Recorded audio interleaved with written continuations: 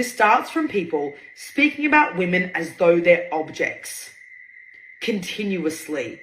That objectification of women allows a dehumanization of women, and that allows men to easily go down a slippery slope towards violence, whether that's violence in the home, domestic violence, verbal abuse, catcalling, sexual harassment, sexual assault, rape, murder, mass murder. These aren't isolated incidents. These are very clearly all related. How can people not see that speaking about women online in violent, volatile ways leads to violence and volatility in real life, in our homes, in our fucking shopping centres, walking at night, travelling alone? We can't do fucking anything. I feel like I'm on a hamster wheel of grief. I feel like I'm constantly getting over something. We're not seen as being anything but props.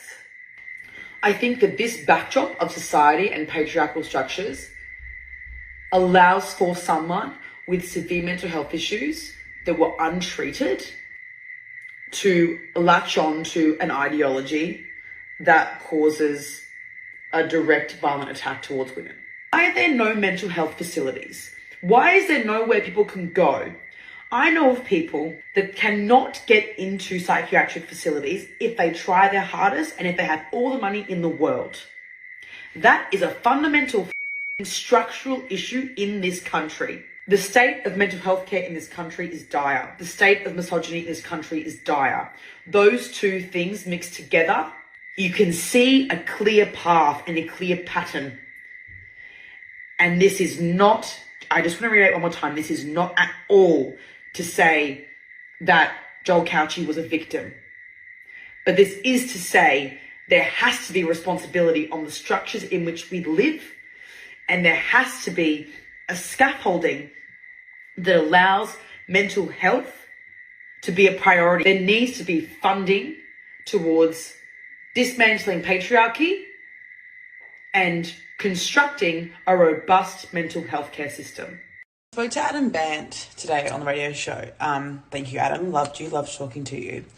And I really am thinking that, or hoping, that in the next 10 or 15 years, as people who are voting for the Liberal Party literally die out and also metaphorically die out in the way they're thinking and how the world will progress and how the earth will either decline or progress. I really do think that eventually our two-party system will be the Greens, which will be the left, and then Labor, which will be kind of more like how we see the Liberal Party now. Just washing face thoughts. Because I just feel like there are so few people who are young and educated who are voting Liberal. If you're voting Liberal, and you're my age, genuinely, there's something genuinely wrong. You're either uneducated or have no empathy. So, and have weirdly empathy for billionaires and huge companies rather than people and the planet. So, I really think eventually, I'm hoping that eventually Liberal Party will just die out and become not a major party. And it will be about Labor and Greens, and then eventually it'll progress more and more and more and more and more. I begin. Questions to the anti-vaxxers. A lot of you who are anti-vax are also anti-mask and anti-lockdown. What is your solution to this problem? If we're not getting vaxxed and are locking down, what do you want? Do you want to let COVID run free? Is that what you want? That's the only solution that you have, right? Tell me in the question box, what do you want?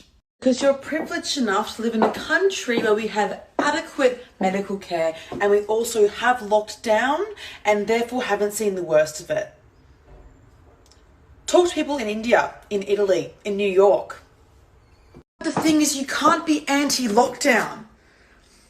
It makes no fucking sense. No one likes lockdown, you idiots. No one's yeah, lock me down, daddy. But it's what needs to be done. Like the naughty kid and things up for the rest of us. Go and DM literally any like aesthetic influencer or any reality person that you think should do more, that has never spoken about anything political, that didn't speak about the vaccines, it was anti-vax, that has never spoken about Scott Morrison. You don't understand how fucking works. Go and do that. Don't spend your time DMing me, who spends literally all day, every day speaking political topics while I'm in the middle of a tour in which we speak about socio-political topics. Go and do that. Go and DM, I can name a few names, I'm not going to, go and DM the girlies who do aesthetic feeds. Go and do that. Then there's Abbie Chatfield. Again, I'd never heard of her. Apparently she was on the Bachelor television show. I only watch Sky News. She's nearly 500,000 followers and has proudly boasted that the views of Zionists aren't welcome on her podcast. Abbie Chatfield said also in a comment, "I have said I am biased. I acknowledge that. I will not platform a Zionist." Now, Jewish groups have pointed out that around 90% of Jews support Israel. This means that she's effectively banning Jews from her podcast. Now, being a Zionist doesn't mean you agree with everything the Israeli government does. It means you support the existence of Israel, the right for Israel to exist. So this is clear discrimination against Jews.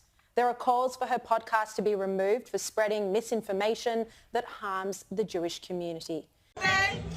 She don't stay, but lean a little bit close to see. Roses really smell like boo, boo, boo. Yeah, roses really smell like